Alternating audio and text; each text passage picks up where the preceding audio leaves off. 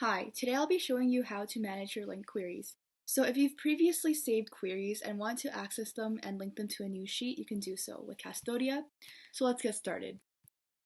Open up a new Google Sheet and within the Save tab, you'll go to the Manage Link Query section. Here, click Add New Link, and within the drop-down menu, you'll see all the previously saved queries that you've created.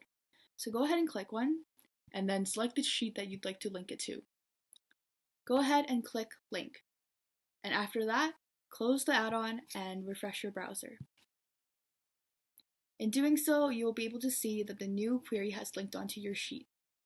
So after your browser has loaded, go to the add-ons, and within add-ons, go to the Castodia database connector, which may take a few moments to load, and it will be right here, and we will click Launch. From here, we will see that the new query will be linked to your Google Sheet just like this, and that's it.